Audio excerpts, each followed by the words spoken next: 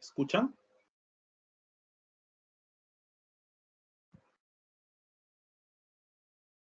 Buenas tardes, doctor. Buenas tardes, señores participantes. Ya podemos iniciar, doctor. Ya se inició la grabación. Ya, está bien. Quiero...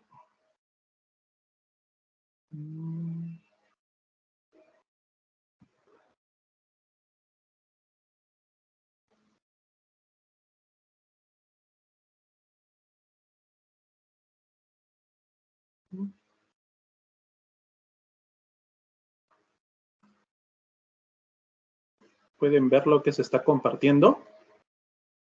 Sí, doctor, sí podemos ver. Ya, muy bien. Bueno, nuevamente vamos a continuar, ¿sí? Con este curso sobre los plenos casatorios civiles. Y en esta oportunidad nos toca exponer respecto al segundo pleno casatorio civil, ¿sí? Que es la casación, o se encuentra, ¿no? En la casación 2229 del año 2008, Lambayeque, ¿no? La razón de esta casación es un proceso de prescripción adquisitiva de dominio que se tramitó en la vía procedimental del proceso abreviado, ¿sí? Los demandantes eran el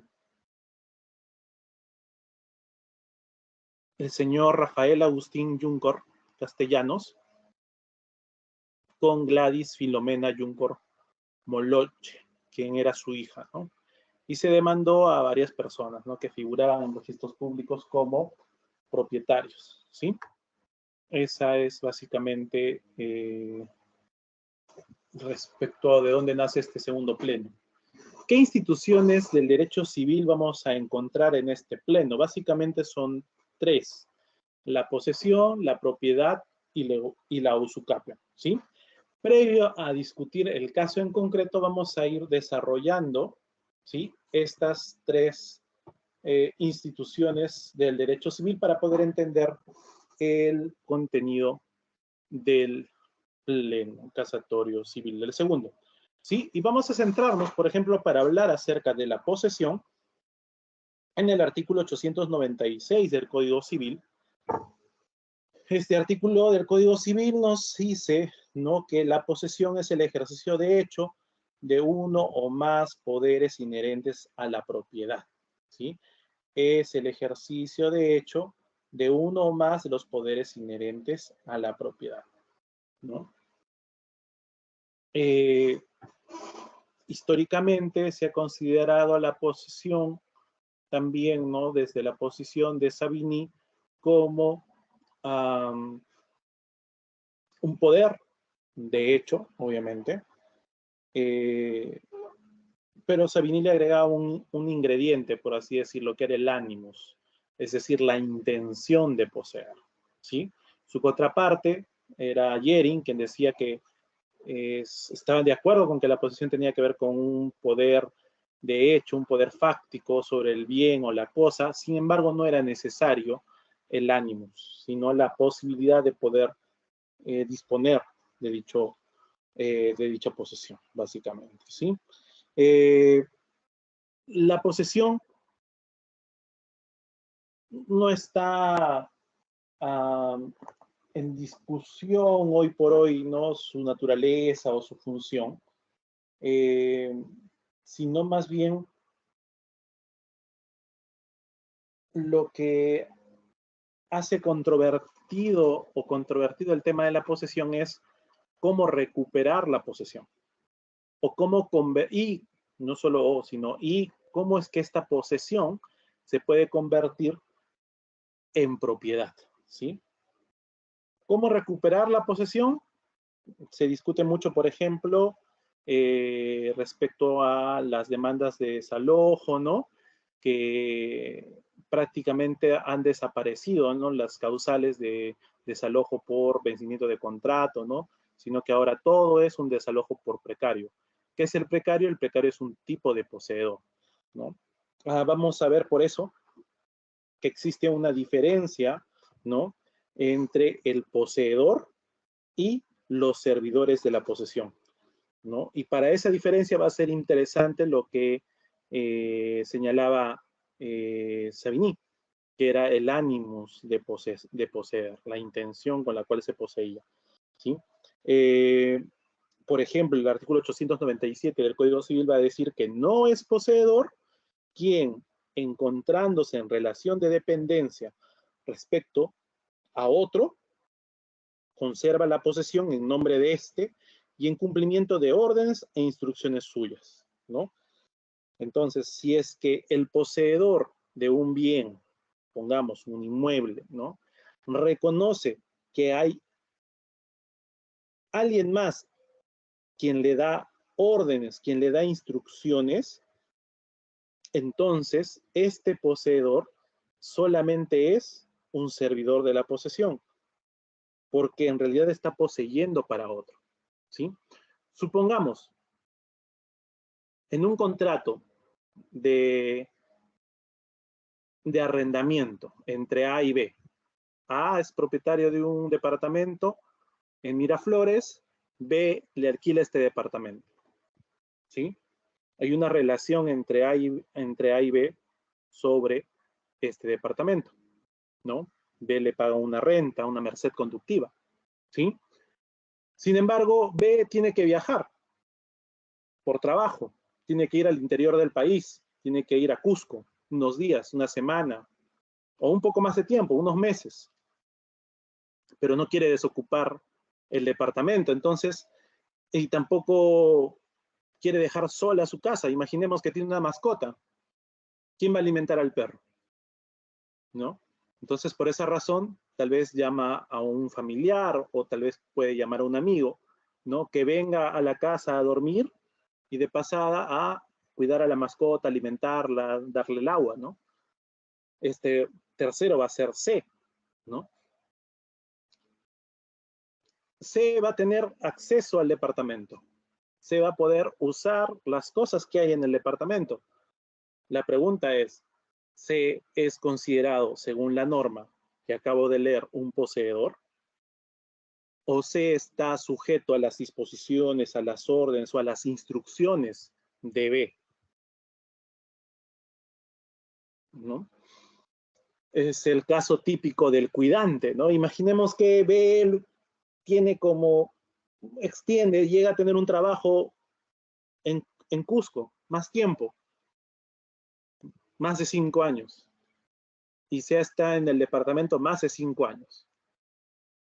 Se podría demandar usucapión, es decir, una prescripción adquisitiva de dominio porque usa el departamento, porque está en el departamento. No podría, según esta norma, porque ni siquiera es considerado poseedor, ¿sí? La norma es clara, no es poseedor quien se encuentra en una relación de dependencia respecto a otro, ¿no? ¿Qué hace C? Cuida el bien. ¿Qué hace C? Siga las instrucciones que le da B, ¿verdad? Eso es lo que sucede en este ejemplo, ¿sí? ¿Qué más? El artículo 898, y esto también se menciona en este pleno, habla de que el poseedor puede adicionar a su plazo posesorio el de aquel que le transmitió válidamente el bien, ¿sí? Puede adicionar a su plazo posesorio el de aquel que le transmitió válidamente el bien. Para esto tenemos que recordar, ¿sí? Que existen formas de adquirir la posesión, ¿sí? Formas de adquirir la posesión. Esto se encuentra en el artículo 900, por ejemplo, 901, 902 y 903, ¿no? ¿Cuáles son esas formas de adquirir la posesión? Usualmente son, el artículo 900 menciona que la posesión se adquiere por la tradición. ¿Qué es la tradición? ¿Qué es la traditio? Es que alguien me lo entrega en mis manos. Es una entrega y yo recibo el bien, ¿ok? Entonces, la posesión dice que se adquiere por tradición, salvo casos de adquisición originaria. ¿no? O por ley. ¿Sí? Es decir, son dos formas de adquirir la posesión. De manera originaria y otra de manera derivada o tradición. Es decir, alguien te entrega la posesión o de manera originaria, es decir, tú buscas la forma de tener posesión. ¿Sí? Un invasor. Yo estoy seguro que pueden recordar hace muchos años cómo es que se da una explosión demográfica, ¿no? de las provincias a Lima, la capital, y los que tienen muchos años van a poder recordar cómo es que nacen los distritos de Villa El Salvador, San Juan del Lurigancho, ¿sí? Básicamente es porque había mucha gente que estaba viajando o de las provincias a la capital, ¿no? Entonces, en esas épocas se dieron muchas invasiones, ¿sí? Y la pregunta era, en ese momento, un invasor que entraba a tener posesión, valga la redundancia, ¿no? A un terreno, ¿sí? Póngase de 120 metros cuadrados, 200 metros cuadrados, ¿no? ¿Cómo es que adquiere la posesión? ¿Alguien se la trasladó, alguien se la entregó o lo hizo de manera originaria? ¿No? Se entiende, ¿no? Que en esos casos la invasión era una forma originaria de adquirir la posesión. En ese momento, en esos años, ¿ya? ¿Cómo sería derivada o por tradición? Que habiendo yo tomado posesión a la mala, por así decirlo, ¿no? Ya no quiero seguir más en posesión de ese pequeño terreno. Quiero irme a otro lado. Y yo hago un contrato, un documento, donde puedo cederle la posesión a otra persona. Esta persona, esta segunda persona, a quien yo le estoy trasladando la posesión, ¿sí? Ya no está adquiriendo la posesión de manera originaria, sino por tradición, ¿no? Y ahora, por eso les decía que esto tenía relación con la suma de plazos posesorios. Hubo un tiempo en que COFOPRI tenía que hacer formalizaciones y para eso pedía, por ejemplo, 5 años de posesión inmediata, ¿no? O sea, 5 años de posesión efectiva y real, ¿no? En el bien, para poder considerarte propietario, ¿no? Y en algunos casos se aplicó este artículo, porque sumaron a su posesión la posesión que tenía el actor primigenio, ¿sí? Para cumplir esos 5 años que requería la ley, ¿sí? Entonces, a eso se refiere con suma de plazos posesorios, es decir, tiene que haber 2 poseedores, ¿no? Muy bien. Espero que me hayan entendido esta parte. ¿Qué más se dice? Respecto a la adquisición de la posesión, tiene que haber una tradición que se realiza mediante la entrega del bien a quien debe recibirlo o a la persona designada por él o por ley con las formalidades que ésta establece, dice la norma, ¿no?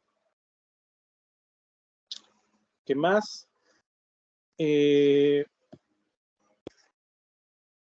La posesión puede ser de buena fe, puede ser de mala fe, la posesión puede ser legítima, puede ser ilegítima, ¿no? Y ambas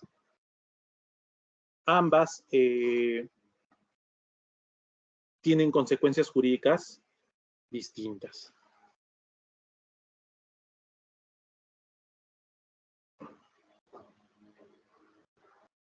¿no? Y ambas, a ver,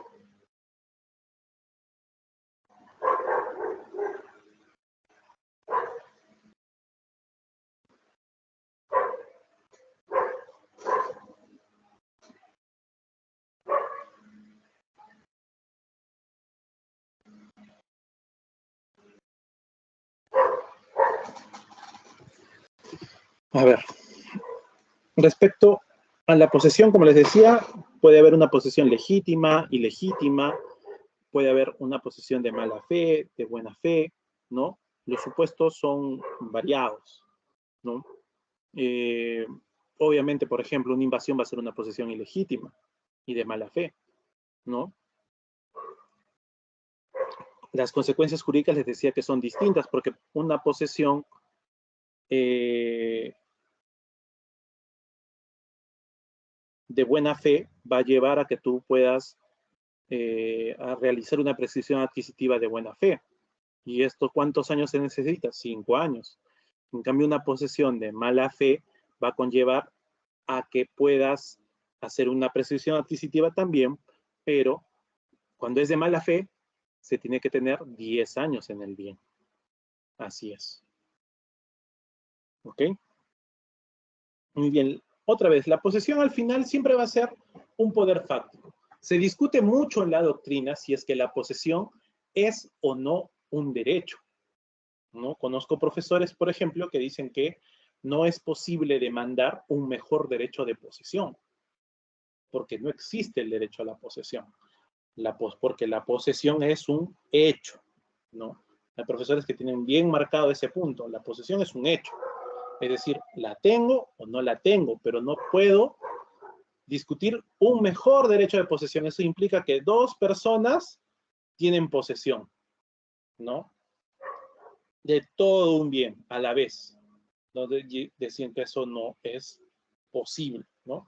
Lo que se admite es, pero lo cierto es que el Código Civil admite la coposesión, ¿no? Y eso es algo que tal vez no están tomando en cuenta. Por ejemplo, el artículo 899 del Código Civil va a decir que existe coposesión cuando dos o más personas poseen un mismo bien conjuntamente. Cada poseedor puede ejercer sobre el bien actos posesorios con tal que no signifiquen la exclusión de los demás, ¿no? Yo entiendo en todo caso que esta postura nace de que se quiera excluir a un poseedor, ¿no? Que, sin embargo, ¿no? En la práctica, en la realidad, ¿sí? Uno sí va a encontrar en el Poder Judicial demandas de mejor derecho de posesión, ¿sí? Y se discute el mejor derecho de posesión, ¿no? Como si fuera uno de propiedad, porque hay, en estos casos de las invasiones, se han dado, ¿no? Contratos sucesivos, ¿no? Por ejemplo, la municipalidad le otorga un acta o una constancia de posesión a Domingo, ¿sí? Una constancia de posesión a Domingo. Domingo se cansó de estar en el bien, se cansó de no tener agua, no tener luz todavía, porque son usualmente lugares así, y decide vender su posesión a, a Fabio. Y Fabio le compra la posesión, mira que sí, no está un poco cercadito, tiene estera, sí, ya yo te lo compro. Le paga, pero nunca ingresa a tomar posesión de lo que acaba de comprar. O sea, básicamente de la posesión que tenía Domingo. Como Domingo pasa por ahí 1, 2, 3 veces, ¿no? Y oye, todavía no entra Fabio, sí, no entra. Y agarra y le vende otra vez la posesión a otra persona. Y esta persona sí entra, ¿no? ¿Entra a dónde? Entra al bien, entra en posesión del bien. Ahora, ¿qué pasa? Que para que puedas tramitar el título de propiedad ante la municipalidad o ante COFOPRI, lo que necesitas es posesión. Un plazo, un mínimo de tiempo en la posesión. En algunos casos son 3 años, en otros son 5, en otros son 7. ¿Sí? Y allí, a ese nivel, ¿sí? A ese nivel, es que se presentan casos de mejor derecho de posesión, ¿sí? Porque Fabio va a querer demandar, ¿no? Interdicto no puede demandar. ¿Por qué no puede demandar el interdicto? Porque para demandar el interdicto la norma exige, ¿no? Un poseedor sí puede demandar interdictos, pero sin embargo él no tiene la condición de poseedor porque nunca tomó posesión efectiva del bien. Aunque posesión efectiva debe ser un contrasentido, ¿no? Porque la posesión es un poder de hecho, es un poder fáctico, ¿no? Pero se dice, así se dice, ¿no? No, Fabio nunca tomó posesión efectiva, dice, ¿no? Entonces no puede demandar interdictos. Pero ¿qué sí puede demandar Fabio? Dicen. ¿Cuál es el razonamiento de los abogados usualmente en este tipo de demandas? No, Fabio tenía un mejor derecho de poseer, ¿sí? Que este último comprador o que esta última persona que llega a entrar al bien, porque compró primero la posesión, ¿sí? Entonces, se generan pues litigios de esta naturaleza, ¿no? Se generan litigios de esta naturaleza aparentemente entre poseedores, ¿no? Pero se entiende, ¿no? De que si un poseedor se considera un poseedor exclusivo, ¿sí? De todo un bien, ¿no? No, no puede existir en este caso, no puede existir la coposesión, porque la coposesión, ¿no? Son dos personas que poseen un mismo bien de manera conjunta. Si hay un solo bien, hay una sola unidad, por así decirlo, ¿sí? Y la posesión no está dividida, no Juan el primer piso, Berta el segundo piso, no. Ambos poseen todo, ¿sí? Eso es lo que podemos hablar respecto a la posesión. Y hay un artículo muy interesante que es el de 904, que dice que se conserva la posesión aunque su ejercicio esté impedido por hechos de naturaleza pasajera, ¿no? Hechos de naturaleza pasajera, ¿ok? Es como una ficción, ¿no? El mismo artículo del Código Civil, el 905, va a hablar de clases de posesión. Tenemos que es poseedor inmediato, el poseedor temporal en virtud de un título. Ese título puede ser un contrato, ¿no? Ese título puede ser, genera en realidad una relación jurídica, una situación jurídica, ¿no? Corresponde la posesión mediata a quien confirió el título, ¿no? El arrendatario, por ejemplo. ¿Qué es el arrendatario? El arrendatario va a ser un poseedor inmediato, ¿no? El arrendador, ¿cuál va a ser la situación jurídica del arrendador? ¿No? Es un poseedor mediato, ¿no? Por eso es que se considera, ¿no? Que el arrendatario, ¿no? Nunca va a poder adquirir el bien por prescripción, ¿sí? Nunca va a poder obtener el bien por prescripción. ¿Qué más se dice? Se habla de la posesión ilegítima. Dice que la posesión ilegítima es de buena fe, ¿no? Cuando el poseedor cree en su legitimidad por ignorancia o error de hecho o de derecho sobre el vicio que invalida su título, ¿no? Entonces, esta norma, algunos le extrapolan justamente los casos que les mencionaba, ¿no? Que un poseedor realice una venta de su posesión, ¿no? Y cuando el comprador desconoce que este poseedor ya vendió anteriormente, existe una posesión probablemente ilegítima, pero que es de buena fe, ¿no? Que es de buena fe, ¿no? ¿Qué más? Dice, la buena fe dura mientras las circunstancias permitan al poseedor creer que posee legítimamente, o en todo caso hasta que sea citado en juicio, si la demanda resulta fundada, ¿no? ¿Qué más? Habla que el poseedor de buena fe hace suyo los frutos, ¿no? El poseedor de buena fe hace suyo los frutos. Señala además que el poseedor de mala fe responde de la pérdida o detrimento del bien, aún por caso fortuito o fuerza mayor, salvo que éste se hubiese producido en caso de haber estado en poder de su titular, ¿no? Eso es lo que se señala. Y por último vamos a llegar a la posesión precaria, que es la que se ejerce sin título alguno o cuando el que se tenía ha fenecido. Bueno, sobre la posesión precaria vamos a ahondar más cuando desarrollemos el cuarto pleno casatorio civil.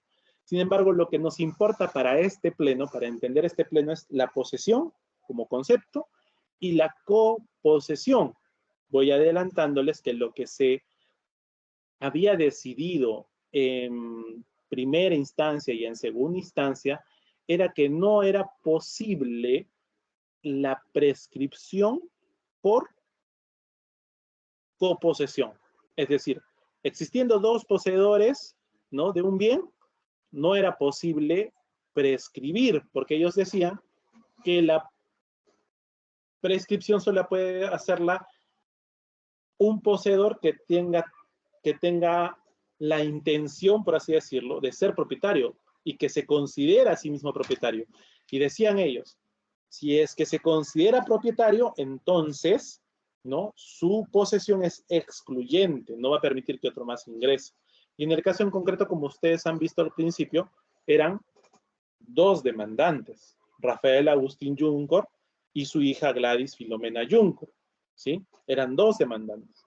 Entonces declaran infundada la demanda porque dicen que Gladys no puede adquirir por prescripción, ¿sí? ¿Por qué Gladys no puede adquirir por prescripción? Porque no puede haber una prescripción de coposeedores. Eso es lo que señala, ¿sí? Bueno, si la posesión es un poder fáctico, la posesión es una situación de hecho, la propiedad sí se considera, sí se entiende y sí se ha establecido de manera general que la propiedad es un derecho, ¿sí? La propiedad es un derecho real, ¿sí? Es un derecho real. La propiedad tiene como uno de sus elementos, digamos, a la posesión, ¿sí? O como el código lo va a establecer, ¿no? La propiedad es el poder jurídico que permite usar, disfrutar, disponer y reivindicar un bien y debe ejercerse en armonía con el interés social y dentro de los límites de la ley. Eso va a decir el Código Civil peruano respecto a la propiedad, que es un poder jurídico que te permite usar el bien, ¿no? Sabemos que uno puede diferenciar, ¿no?, estos atributos de la propiedad y convertirlos en contratos individuales. Usted puede hacer un contrato de uso de un bien, ¿no? No necesariamente un contrato de arrendamiento, sino un contrato de uso, ¿sí? Usted puede realizar también un contrato de usufructo del bien. ¿Cuál es la diferencia entre el uso y el usufructo? La diferencia entre el uso y el usufructo. Si yo hago un contrato de uso, ¿puedo usarlo para poder ganar dinero? Sí. ¿Puedo usar el bien para poder ganar dinero? No. ¿Cómo? Tal vez se preguntarán, ¿qué he escuchado? ¿Qué he dicho? Cuando uno hace un contrato de uso, yo puedo usarlo para fines comerciales. Es decir, puedo desarrollar una actividad empresarial o una actividad económica. Yo estoy en este momento en un lugar que perfectamente el propietario de este bien me pudo hacer simplemente un contrato de uso para que lo use exclusivamente mi persona. Sin embargo, aquí también puede funcionar una sucursal, por ejemplo, de ventas de ollas Rinawa, ¿no? Y eso no invalida el contrato porque yo no estoy o yo no estaría yendo en contra del contrato de uso, de su naturaleza del contrato de uso. Yo estoy usando el bien. ¿Cuál es la diferencia con el usufructo o con un contrato de usufructo? Que el mismo bien va a ser utilizado para poder generar ganancias, que el mismo bien, el propio bien, por ejemplo, alquilo 500 metros cuadrados, no, perdón, hago un contrato de usufructo de un bien de 500 metros cuadrados, que a las justas está cercado, ¿no? Si es un contrato de usufructo, yo puedo hacer en esos 500 metros cuadrados un estacionamiento y cobrar por cuidar vehículos en ese lugar, ¿sí? Ahí estoy usando el mismo bien, el propio bien, para poder ganar, ¿sí? Para poder lucrar, usufructuar, eso significa, ¿sí? Sin embargo, si mi contrato fuera un contrato de uso nada más respecto a esos 500 metros cuadrados, el único que tiene derecho a estar allí soy yo. Y las únicas cosas que podrían estar en ese lugar son las mías, no de nadie más, ¿sí? Entonces, la propiedad involucra no solamente la facultad para que el titular del derecho pueda usar el bien, sino que también involucra la facultad, ¿no? Para que el titular del derecho de propiedad pueda disfrutar del bien, ¿sí? Usufructuar del bien. Otra característica del derecho de propiedad es la capacidad de poder disponer del bien. Disponer implica transmitir el bien, enajenar el bien, vender el bien, ¿no? Cualquier acto de disposición. Por eso se habla de disponer. Es decir, actos de disposición, ¿sí? Y por último, la propiedad involucra, ¿no? También el poder reivindicar el bien. La reivindicación, un concepto sencillo o práctico, es aquella acción que se dirige, ¿no? Contra el poseedor no propietario, o es aquella acción que dirige el propietario no poseedor contra el poseedor no propietario. Eso es, en sencillo, la reivindicación.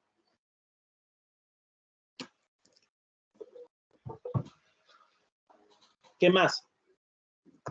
Allá, ese concepto no es único, ese concepto ha variado un poco probablemente, porque también en un proceso de reivindicación se puede discutir el mejor derecho de propiedad. Así como había mejor derecho de posesión, también se puede discutir el mejor derecho de propiedad.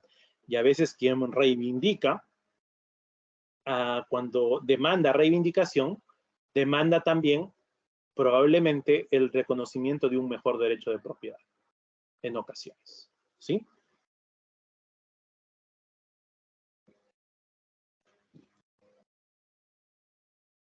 ¿Qué es lo que no se puede hacer con la propiedad? La propiedad tiene límites. Acuérdense de eso. La propiedad tiene límites y dice, aquel que sufre o está amenazado de un daño porque otro se excede o abusa en el ejercicio de su derecho, puede exigir que se restituya al estado anterior o a que se adopten las medidas del caso, sin perjuicio de la indemnización por los daños irrogados. ¿Sí? No lo he visto nunca en la práctica, ¿sí? No sé por qué razón, pero el ejemplo que siempre he escuchado de este artículo del Código Civil, el 924, es la típica discoteca que se encuentra en una urbanización. Y no es que sea una discoteca, sino que es un vecino que le encanta escuchar la música a todo volumen y le encanta tener invitados casi siempre. ¿Y qué hace? Perturba, pues, ¿no? La paz, perturba el sueño, porque sus fiestas no son, pues, hasta las 10 de la noche, 11 de la noche, ¿no? Sus fiestas son hasta las 3, 4 de la mañana. Imagínate, si tuvieras un bebé o unos niños que tienen que ir al colegio el día siguiente. Este artículo sería perfectamente aplicable en esos casos. ¿Qué se puede pedir? Se puede pedir el cese de esas actividades, ¿no? Que se adopten las medidas para el caso concreto, ¿sí? Luego también tenemos restricciones legales de la propiedad. ¿Cuáles serían? Las restricciones legales de la propiedad establecidas por causa de necesidad y utilidad públicas o de interés social no pueden modificarse ni suprimirse por acto jurídico, ¿no? Después tenemos restricciones de la propiedad establecidas por pacto. Para que surtan efecto respecto de terceros deben inscribirse en el registro, ¿no? También tenemos el 927 donde habla de la acción reivindicatoria, ¿no? Que es imprescriptible, que no procede contra aquel que adquirió el bien por prescripción, ¿sí? Entonces, la propiedad es un derecho real que se ejerce siempre en armonía con el interés social y dentro de los límites de la ley, como dice el artículo 923, ¿no? Es decir, no puedo usar mi propiedad como me dé la gana. El uso, el disfrute de mi propiedad lo tengo que hacer, ¿no? Respetando también los derechos de las demás personas que están alrededor. ¿Sí? Bueno. Ahora, ¿qué otra institución jurídica más? Bueno, todavía no. Vamos a ver. Vamos a continuar. Así como la posesión habían formas de adquirir la posesión de manera directa por medio de la tradición, ¿no? O, perdón, derivada como la tradición u originaria, la propiedad también se puede transmitir de la misma forma, ¿sí? La propiedad, dice el artículo 947 del Código Civil, que se efectúa por la tradición. Cuando se trata de ¿qué? De un bien mueble, ¿sí? Los bienes muebles se transmiten por tradición, ¿sí? Y acá hay una regla muy interesante, ¿ya? Pues cuando se trata de bienes muebles, ¿sí? Cuando se trata de bienes muebles, dice el artículo 948 que quien de buena fe y como propietario recibe de otro la posesión de una cosa mueble, adquiere el dominio, aunque el enajenante de la posesión carezca de facultad para hacerlo. ¿Ok? Es decir, un no propietario te transfiere la propiedad de este bien mueble. ¿Ok? Ese es el caso. Sin embargo, este 948 dice que se exceptúan de esta regla los bienes perdidos y los adquiridos con infracción de la ley penal. Esa es la regla para bienes muebles. Un bien mueble, ¿qué puede ser? Por ejemplo, un vehículo, una bicicleta, ¿no? ¿Qué más puede ser un bien mueble? Un escritorio, unos sillones, unos estantes, un televisor. ¿No? Esos son bienes muebles. Estás caminando por la calle, ¿no? Y estos señores que dicen, vendo botellas, vendo los chatarreros, ¿no? De pronto ves que tiene algo bueno ahí en su triciclo o en su moto, ¿no?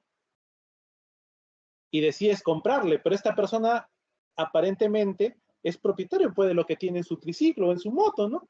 Y te lo vende.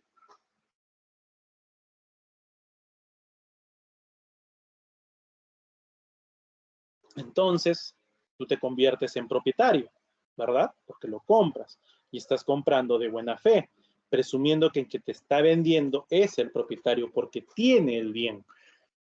Hay una presunción en los bienes muebles, se presume que quien posee es el propietario, ¿sí?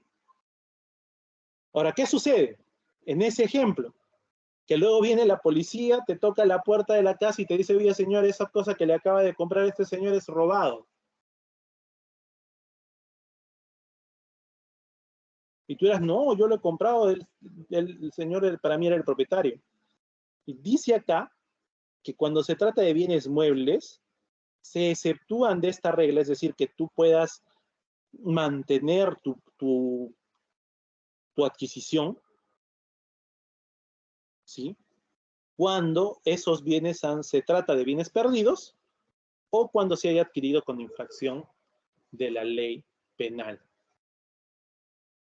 ¿no? Imaginemos que este señor que te vendió ya sabía que el bien era robado y que él lo compró una persona que lo robó. Y eso es receptación. Y teniendo conocimiento de eso, te lo vende a ti. Entonces el bien provendría, ¿no?, de haber sido adquirido con infracción a la ley penal. Por lo tanto, el propietario original o el propietario originario o el propietario primigenio puede recuperar ese bien mueble para sí. ¿Ok? Esa es la regla en los bienes muebles. Sin embargo, en los bienes inmuebles no tenemos esa regla, sino que se configura algo que para algunos es injusto, algo que para otros no es injusto y algo que el Tribunal Constitucional consolidó hace algunos años en una sentencia. ¿Qué dice sobre la transmisión de bienes inmuebles? Dice que la sola obligación de enajenar un inmueble determinado hace al acreedor propietario de él, salvo disposición legal diferente o pacto en contrario, ¿no? La sola obligación de enajenar un inmueble determinado hace al acreedor propietario de él. Dicen algunos que la palabra correcta no era obligación, o sea, la obligación sola no, sino que en vez de obligación se debe usar el término acuerdo, que tan solo con el acuerdo, ¿no?, de enajenar un inmueble ya se hace al propietario, al acreedor, ¿no?, propietario de él, ¿no? Entonces, ¿qué va a pasar? ¿Qué pasa en el Perú? ¿Cuál es el problema en el Perú? Que nuestro sistema de transmisión de bienes inmuebles es un sistema francés, le llaman espiritualista, ¿sí? Algunos lo pronuncian mal y dicen espiritista, pero la idea va por ahí, ¿ya? De que tiene que ver con tan solo demostrar la existencia de un acuerdo,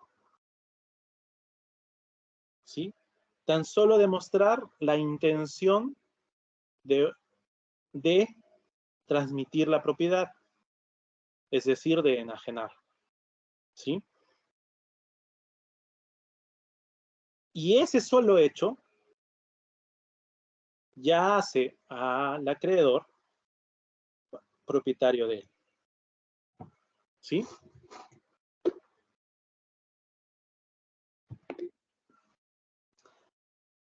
Se ha dicho, se ha discutido, ha habido muchas tesis, ponencias, artículos, ¿no?, de que este sistema de propiedad genera desorden, genera caos, genera informalidad, genera inseguridad, ¿no? Y quieren irse al otro lado, que sería un sistema alemán, un sistema donde la transmisión de la propiedad no nace en el acuerdo, sino que nace en la inscripción registral. Es decir, solo aquel que llega a inscribirse en el registro de propiedad es propietario. ¿Sí? Eso sucede. ¿Cuál es el problema en estos casos? No sé si se acuerdan de los casos de Orellana, ¿sí? Salió a la luz en el año 2015, en los casos de Orellana. ¿Qué hacía Orellana? Era una red, eran unas 14, 15 personas que o falsificaban escrituras públicas o falsificaban laudos arbitrales o suplantaban, ¿no?, a los propietarios para poder realizar compras-ventas, ¿sí? ¿Y qué pasó en esas épocas? ¿En base a cuál era el razonamiento que usaba este sujeto? Muy inteligente. Que este artículo dice que la sola obligación de enajenar un inmueble determinado se le acreedor al propietario de él. Él acreditaba la existencia de un acuerdo y se acabó. Ya la propiedad se transmitía. ¿Sí? La propiedad se transmitía, punto. ¿Y ayudado con qué más? Con el artículo 2014 del Código Civil. ¿Qué dice el artículo 2014 del Código Civil? Veamos. El artículo 2014 del Código Civil va a decir que el tercero que de buena fe adquiere a título oneroso algún derecho de persona que en el registro aparece con facultades para otorgarlo, mantiene su adquisición una vez inscrito su derecho, aunque después se anule, rescinda, cancele o resuelva el del otorgante por virtud de causas que no consten en los asientos registrales sin los títulos archivados. ¿Sí? Y dice, ¿no? La buena fe del tercero se presume mientras no se pruebe que conocía la inexactitud del registro. ¿Qué pasaba en estas épocas? Bueno, incluso desde antes, 2012, 2007, ¿no? Si uno lee el tema este de la alerta registral en la historia, en la misma página de registros públicos, busquen alerta registral, cómo nace y todo, cuando justifican la aparición de alerta registral, registros públicos prácticamente dice, ¿saben qué? Nos están entrando muchos títulos falsos y no podemos proteger su inscripción. Así que por eso creamos alerta registral para que usted directamente pueda ver cuando ingrese un título. Y si no es usted, por favor avísenos. Algo así es alerta registral. ¿Sí? A diferencia de los bienes muebles tienen una regla que dice que se exceptúa, ¿no? De esta regla, los bienes perdidos y los bienes que son adquiridos en infracción penal. ¿La falsificación de un documento no es delito? ¿La suplantación de una persona no genera un documento falso? O perdón, ¿no genera un delito contra la fe pública también? Son delitos. Pero a pesar de que esos hechos eran delitos, eran rochosos y habían casos donde un muerto firmaba. O sea, ya había muerto el propietario, lo hacían revivir no sé cómo, la cuestión que lo llevaban a la notaría y firmaba una escritura pública. Y era tan rochoso ese caso que habían hecho mal la escritura pública y necesitaban hacer una corrección. Y otra vez lo resucitaron para hacer la corrección. ¿Ya? ¿Y qué hacía Orellana? La primera venta obviamente era o falsificada o era hecha con una suplantación. Pero la segunda, la tercera, la cuarta, la quinta, la sexta venta, sí eran ventas reales, ¿no? Y ahí sí había movimiento de dinero. Eso era un método. La policía llamó ese método como licuar la propiedad, ¿sí? Licuaban la propiedad, ¿ok? Por ese caso, un ex miembro, no, ¿qué sería? ¿Superintendente de registros públicos? Creo que sí. No me acuerdo su nombre. Seijo. Fue condenado 6 años, ¿no? Porque era una red que involucraba tanto personas externas de registros públicos como trabajadores propios de registros públicos. El jefe máximo de registros públicos llegó a estar metido en esta red, ¿ok? Entonces se discute en el Perú, a partir de esos casos, si es que nuestro sistema de transmisión de propiedad debe cambiar, debe modificarse, o si simplemente no se le debe dar también la misma regla, ¿no? De que se debe exceptuar, ¿no? De que tengan buena fe los que hayan adquirido un bien con infracción de la ley penal. Simplemente creo que con eso se solucionaría. Se intentó en el año 2015, se emitió la ley 30.313, que era una ley básicamente para frenar todos estos actos tipo Orellana, que no solamente se dieron en Lima, sino que se dieron en muchas ciudades del Perú, en Chiclayo, en Trujillo. Hubo un momento en el año 2014, finales de 2014, inicios de 2015, que todos los domingos en Panorama, en Cuarto Poder, usted podía ver casos de estos. En Ica, en Puno, en Arequipa, en Trujillo, y eran casos escandalosos, ¿ya? Que estaban, todos los días salía en el periódico algo, ¿sí? Así fue ese momento, y por eso es que se decide modificar el artículo 2014 del Código Civil y se publica la ley 30.313. Sin embargo, esa ley es insuficiente, esa modificación fue insuficiente. Y sigue siendo insuficiente hasta la fecha para poder proteger al verdadero propietario. Se ha privilegiado a lo que llaman seguridad jurídica, porque así dicen, no, si es que uno va a comprar y registros públicos no va a valer, entonces ¿para qué tenemos registros públicos? Dicen, ¿no? Bueno, cosas por el estilo. Y cosas que pasan solo en Perú, porque esto ha sucedido en otros países y lo único que se ha hecho simplemente es no darle ningún tipo de validez a contratos que provienen o que nacen de un ilícito penal. No se discute en ningún otro lado del mundo buena fe cuando el acto jurídico o el negocio jurídico inicial o contrato inicial proviene de un delito, de la comisión de un delito. Simplemente no existe buena fe. Pero en el Perú hay de todo. Hay jueces que sí van a discutir la buena fe, hay jueces que incluso van a considerar que si ya están registros, existe buena fe, y que el requisito específico que dice el Código Civil es que de los asientos registrales tiene que haber o tiene que notarse, ¿no?, algún problema. ¿Ok?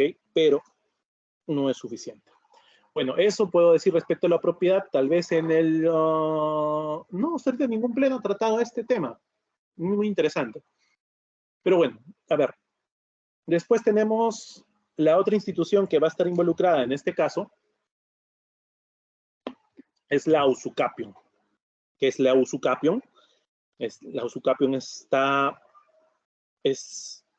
prácticamente la prescripción adquisitiva de dominio.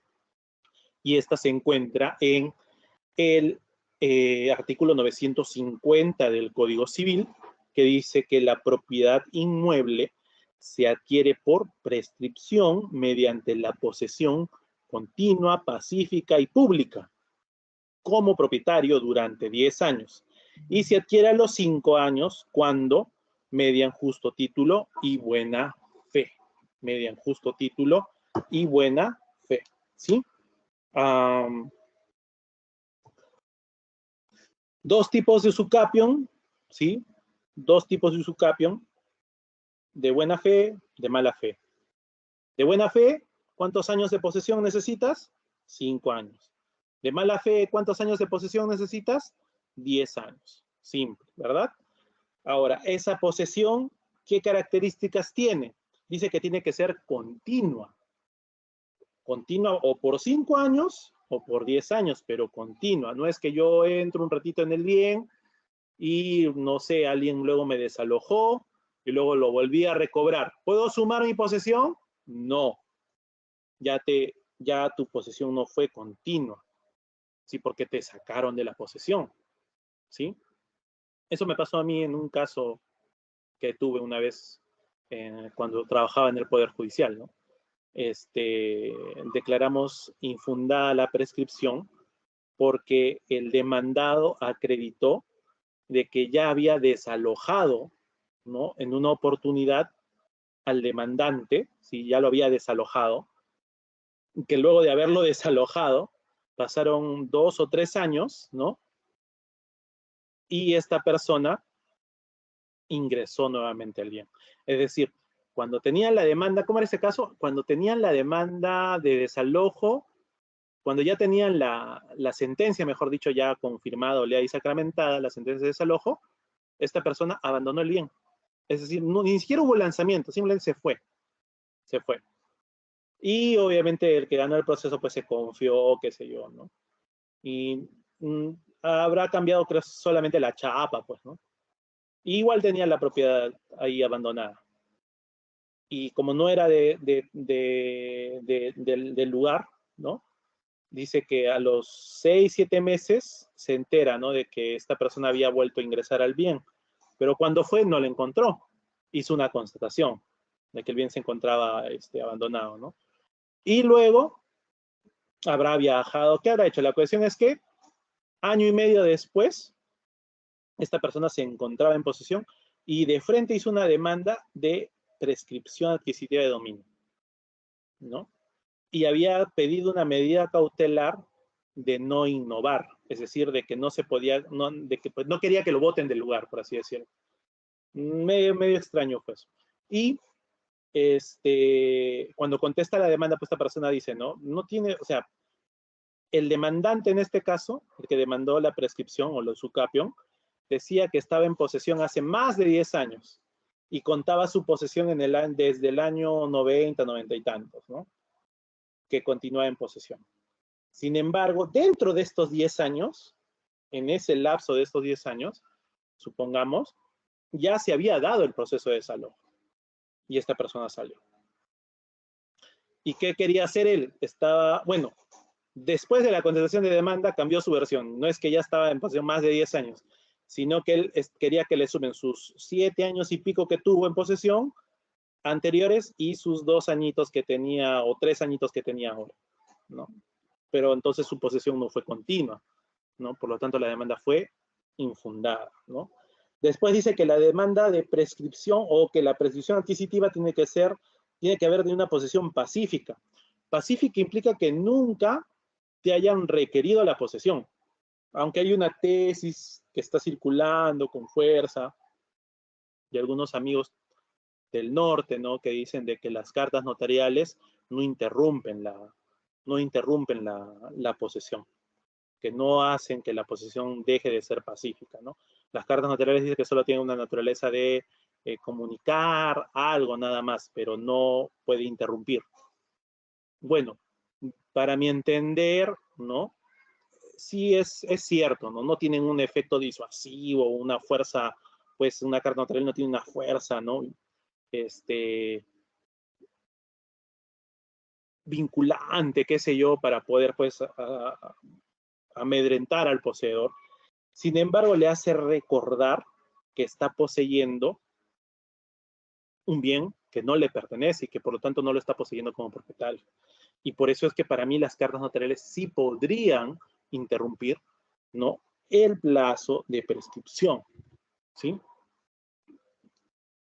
Por ejemplo, si con una carta notarial yo te comunico que el título por el cual tú has entrado a poseer es falso y te lo demuestro, y te requiero la posesión, ¿no? O te requiero la entrega del bien, mejor dicho, ya no puedes aducir que seguías poseyendo a título de propietario. Bueno, creo que es algo controvertido al fin y al cabo, y se debe sustentar en un caso en concreto, en realidad. ¿Okay? Después, la otra característica es una posesión pública. Usualmente, cuando se resuelven estos casos en la Corte, en el Poder Judicial, la posesión pública se demuestra con que hayas usado, por ejemplo, ¿no? Como domicilio, ¿no? El lugar que estás poseyendo, tanto en tu DNI, en las partidas de nacimiento de tus hijos, de tus hijas, ¿no? En declaraciones juradas, ¿no? O cuando te has presentado a algún evento, algún concurso, algún trámite que has hecho en la municipalidad, lo hayas hecho con esa dirección. Es decir, que estás dando a conocer dónde vives, con quién vives prácticamente, ¿no? Por eso es que la posesión es pública, ¿sí? Pública también por el hecho de que los vecinos se dan cuenta que tú estás poseyendo como propietario, ¿no? Por eso también se piden testigos para la prescripción. Entonces, ¿qué se le pregunta al testigo? ¿Usted conoce a fulano tal? Sí, sí lo conozco. ¿Y usted sabe de quién es el señor? ¿Qué hace con esta propiedad? No, sí, el señor vive allí, el señor tiene ya sus hijas, el señor trabaja en tal sitio y llega siempre a tal hora, ¿no? Y por eso tu posesión es pública, ¿sí? Pero tus vecinos se dan cuenta que tú vives allí, tú estás allí, ¿sí?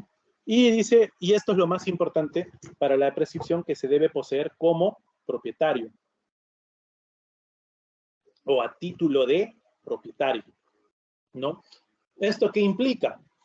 Implica que mi conducta, implica que yo me comporto como propietario. Es decir, yo no sigo las órdenes de alguien más. Es decir, que yo no sigo las instrucciones de alguien más. ¿Sí? Es decir, que yo no tengo, ojo, no tengo ningún contrato con alguien más de arrendamiento, de uso, de usufructo.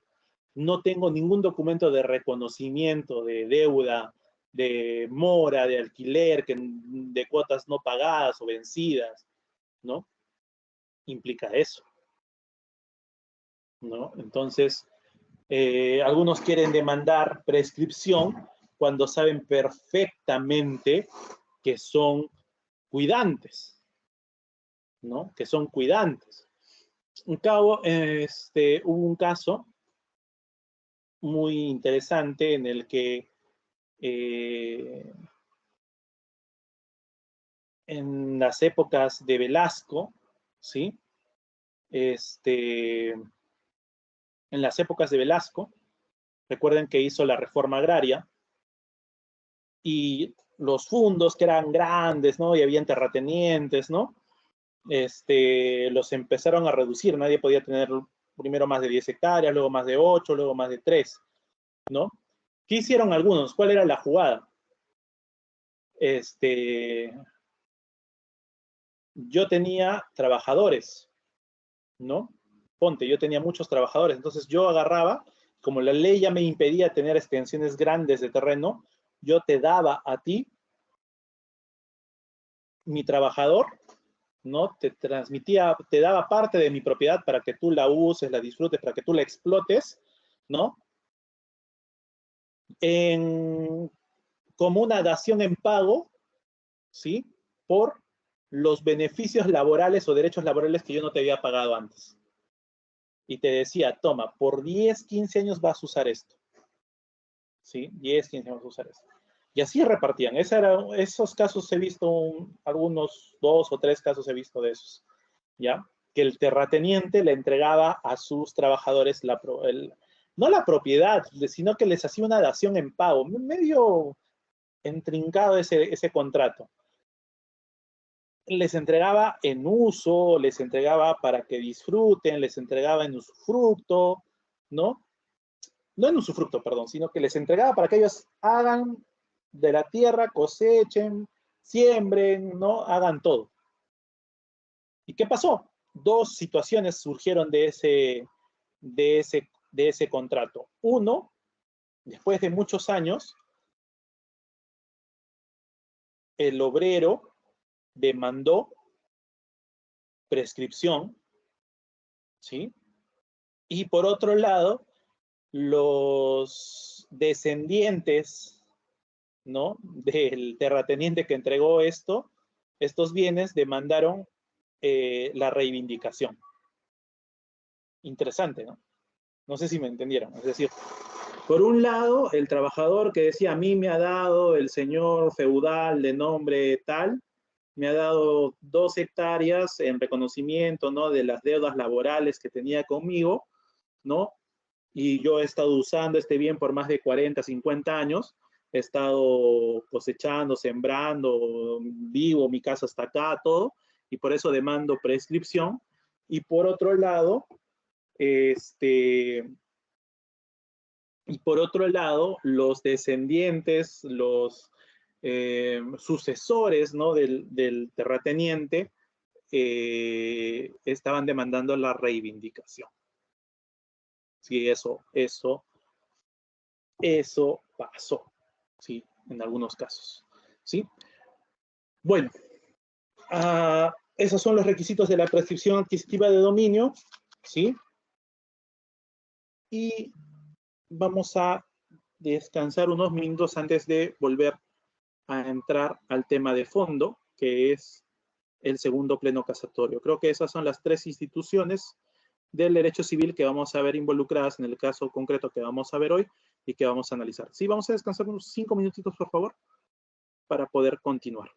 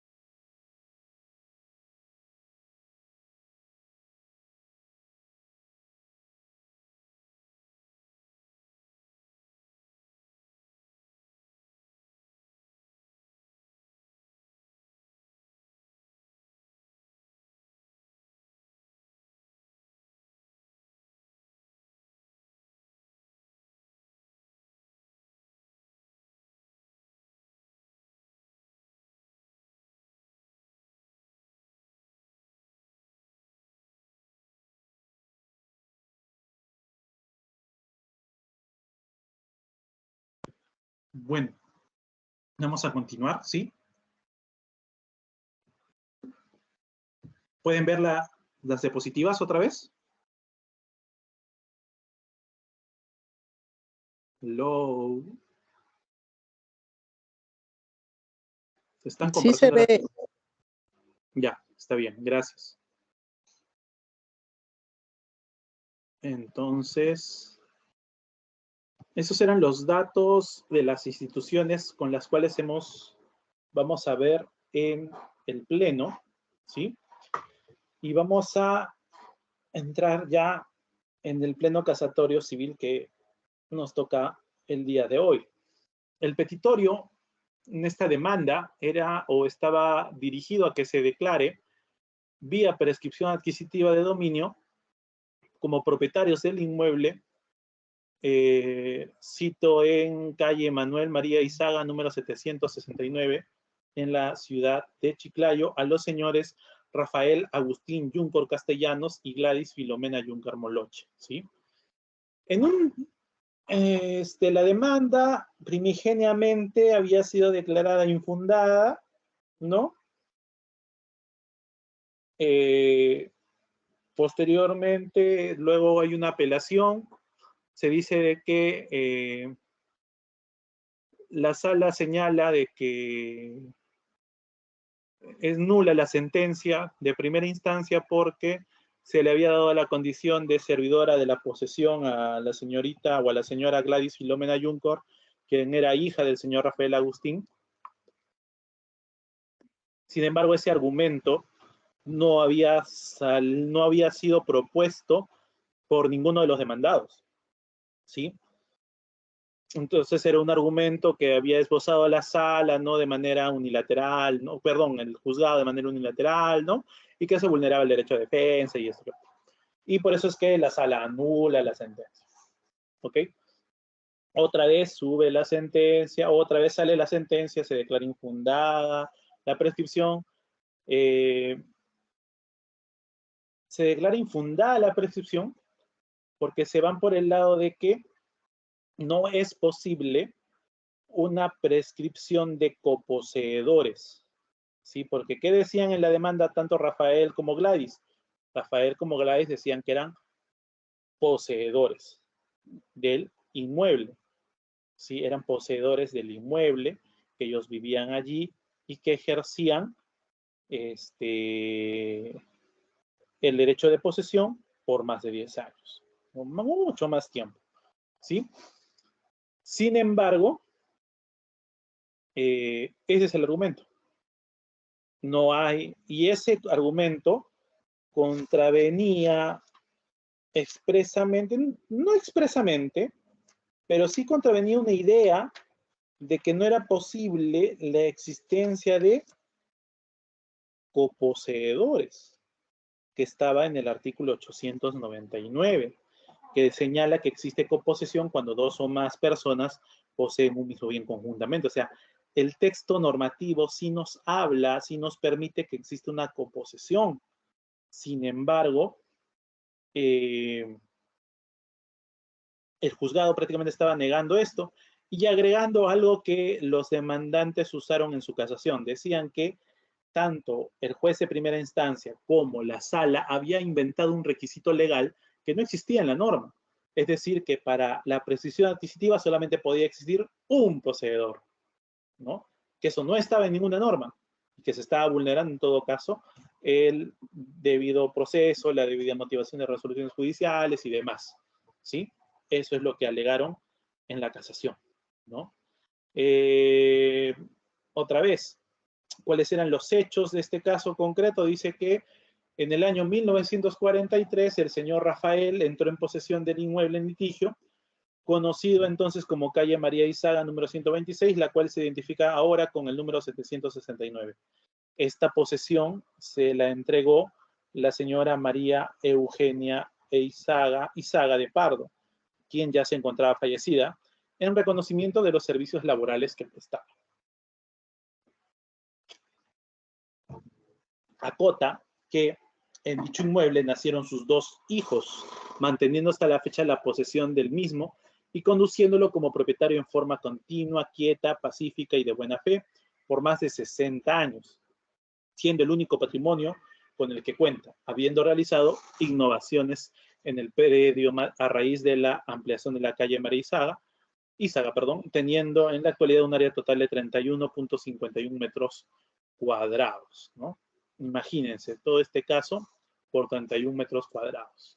Finalmente señalan los accionantes que los que aparecen como titulares registrales del predio en litigio nunca lo han ocupado, por lo que por el contrario, no en forma ladina y punible, los demandados Arbulú incluyeron el predio en litigio dentro de una propiedad asignada con la calle 7 de enero. Ahí hubo otro proceso civil donde se incluyó estos metros cuadrados dentro de otra partida registral, ¿sí? ¿Cuáles eran los fundamentos del recurso de casación? Básicamente fueron tres. Uno, que existía una contravención a las normas que garantizaban el debido proceso, el derecho al debido proceso, ¿sí? Incluso en la casación se menciona, creo, el rey Juan sin tierras, ¿no? En el año 1215 como el origen del debido proceso, ¿sí? Y bueno, se menciona también que existe una interpretación errónea del artículo 950 del Código Civil. ¿Cuál es el artículo 950 del Código Civil? Donde habla de la prescripción.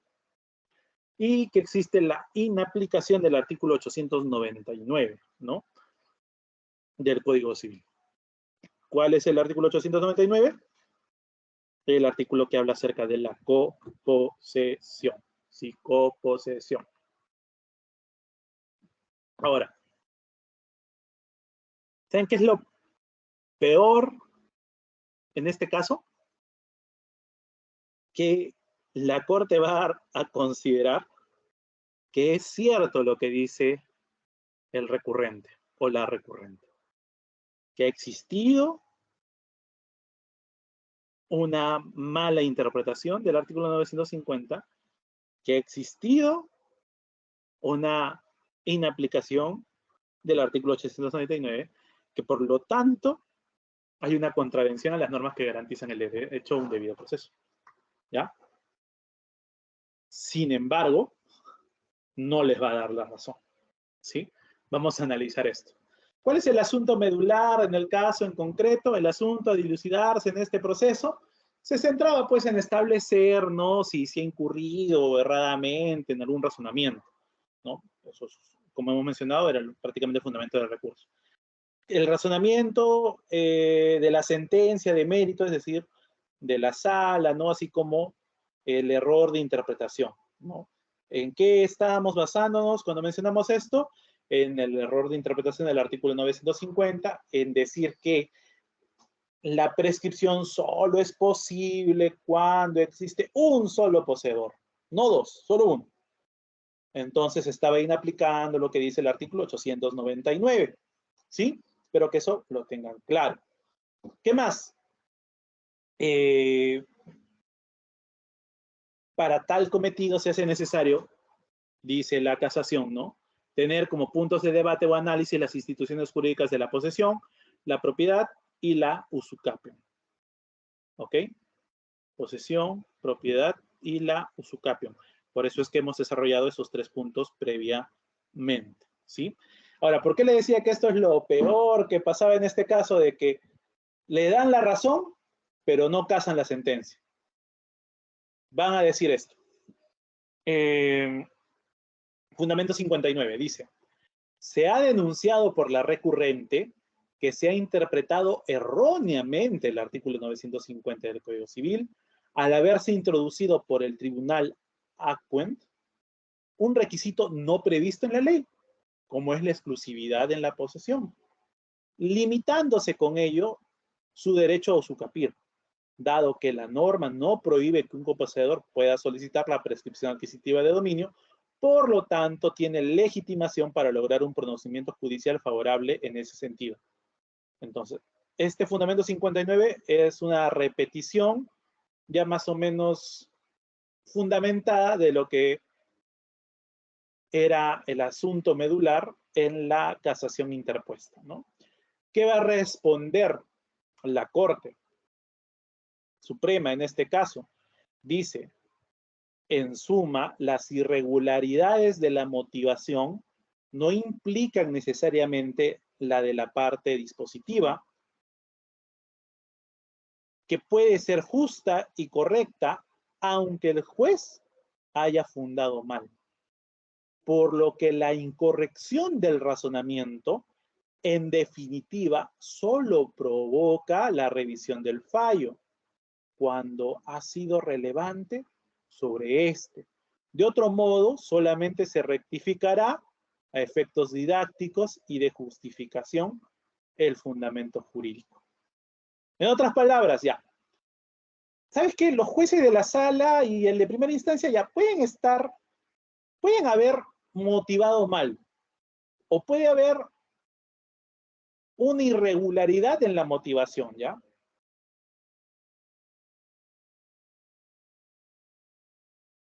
Sin embargo, la decisión es justa. La decisión es correcta. La incorrección o el problema en el razonamiento para llegar al resultado no provoca la nulidad, sino solo la revisión del fallo y rectificarlo, dice, para efectos didácticos. Nada más. En otras palabras, le están diciendo, mira, sí nos hemos dado cuenta que ha habido un craso error en el razonamiento del juez. Pero el fallo, el resultado, es decir, infundada tu demanda, es correcto. Y para efectos didácticos, es decir, para efectos de enseñar, para efectos de poder contarles a otros este caso correctamente, vamos a aclarar la decisión. Vamos a justificarla debidamente. ¿Sí? Eso es lo que le dice.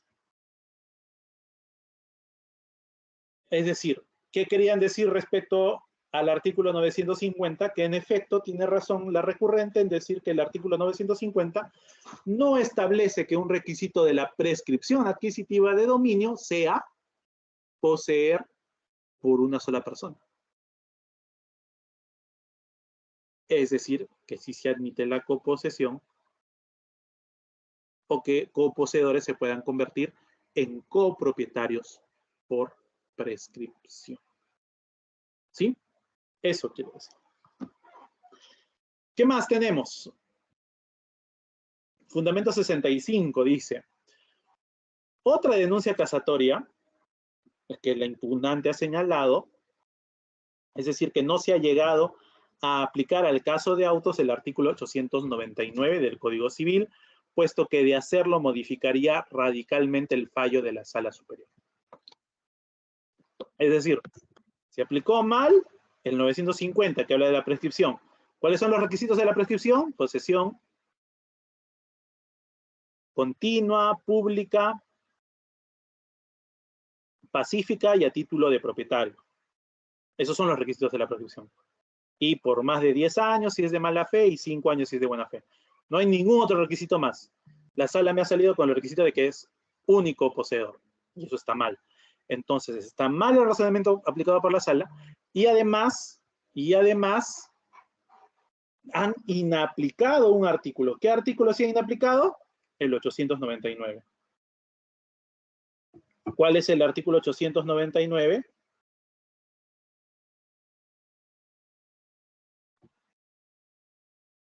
¿Cuál es el artículo 899? El artículo 899 es el que habla de la coposesión. ¿Sí? ¿Y qué dice en el fundamento 67? ¿Qué responde la Corte? Miren lo que dice, o vuelve a repetir. Como ya se ha expuesto anteriormente, no resulta posible considerar a la recurrente como poseedora y menos como coposeedora del inmueble en materia de usucapión, toda vez que se ha demostrado que la misma no tiene tal condición y por ende resultaba ocioso que se aplique a su caso el artículo 899 del Código Civil, puesto que no se puede considerar la existencia de coposesión con su señor padre cuando no ha acontecido tal hecho al tener este último la condición de arrendatario y el impugnante de ocupar el inmueble en mérito a tal situación jurídica de su padre, no poseyendo como propietario. ¿Sí? No poseyendo como propietario. Otra vez, ¿qué había pasado en el caso concreto? Que el señor Rafael Agustín Yuncor Castellano, en un proceso civil anterior, ¿sí? Creo que era uno de rectificación de área, se opone y reconoce que él era arrendatario, ¿sí? Reconoce que era un arrendatario. No me acuerdo bien cuál era el proceso, se me ha ido de la cabeza ahorita, pero hay un reconocimiento de que él es arrendatario. Incluso los demandados señalan que el señor como que se puso al día por unas cuotas, por unos pagos de alquiler que no había hecho, ¿no? Y por lo tanto, el señor tenía la condición de ¿qué tipo de posesión? ¿Mediata o inmediata? Era un poseedor inmediato. Y los poseedores inmediatos no pueden poseer a título de propietario, porque son inmediatos, porque reconocen, ¿no?, que existe otro por encima de ellos. Y son inmediatos porque la ley señala que existe, en contraposición al poseedor inmediato, existe el poseedor mediato. O sea, si el propietario sigue siendo poseedor mediato, entonces nunca va a poder prescribir. ¿Ok? El inmediato jamás va a poder prescribir porque hay otro que está en posesión. Un tipo de posesión llamada posesión mediata, ¿no? Ahora, respecto a la hija decía, pero yo también poseo, ¿no? ¿Qué dijeron los de la corte? No, acá solo para la prescripción solo es un poseedor. Y eso era falso. Estaban mal. Definitivamente era errado el razonamiento de la sala y del juez de primera instancia. ¿Ya?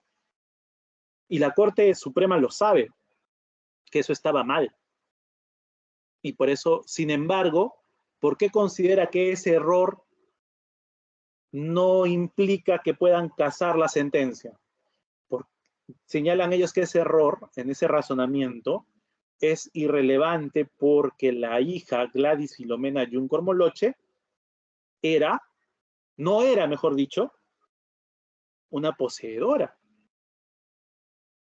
Ella estaba allí porque su padre estaba allí. ¿Qué había pasado en el caso concreto?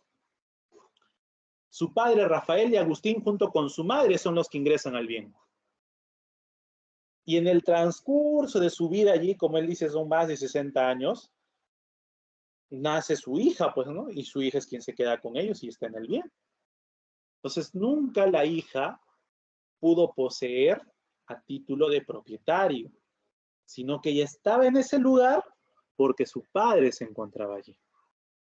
Entonces, ni siquiera era considerada para la ley un poseedor, ¿no? Como dice el artículo 897, que lo leía más temprano y lo revisábamos y analizábamos más temprano, no es poseedor. ¿Quién no es poseedor? Quien encontrándose en relación de dependencia respecto a otro, conserva la posesión.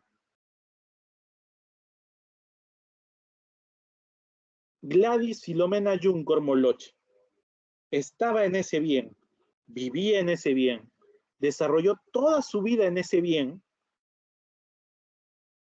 porque ella quiso, porque fue su intención desde el principio.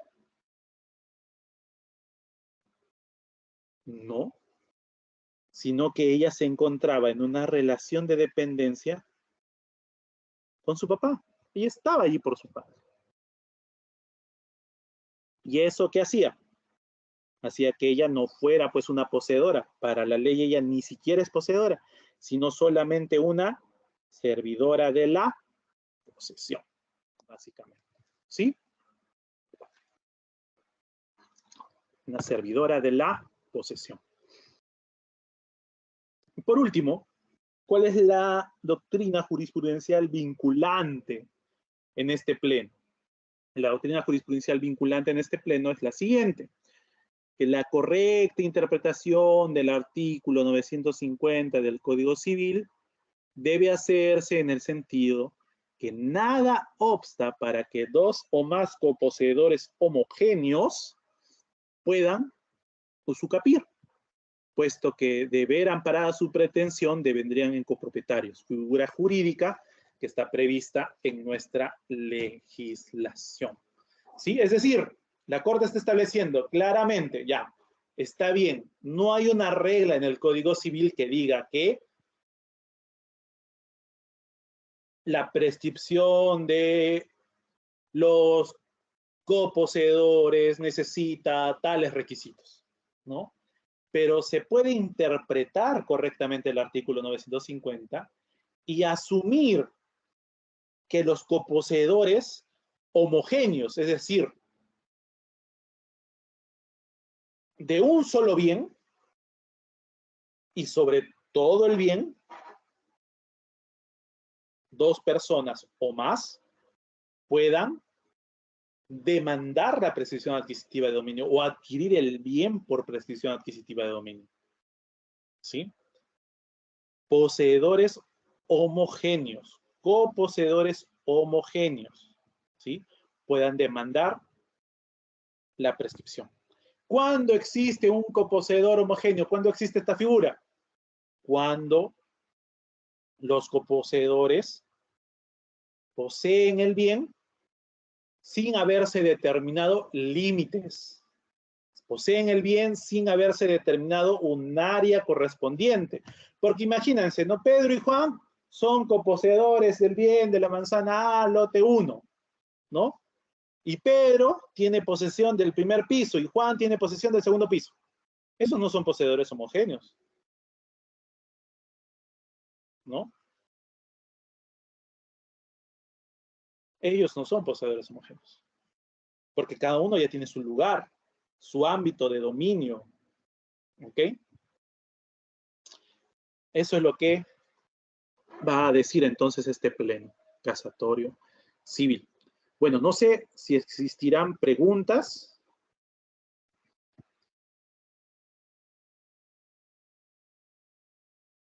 ¿Existirá alguna pregunta?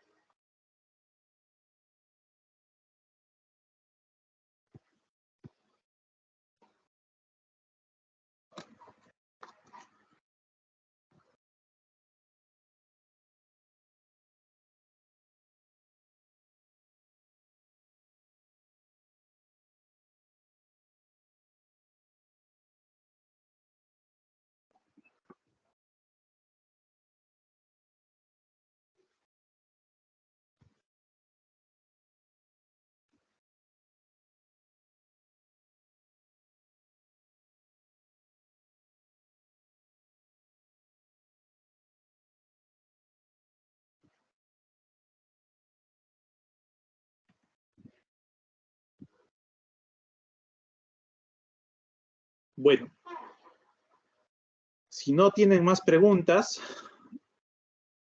doctora Beatriz, voy a dar por culminada esta sesión.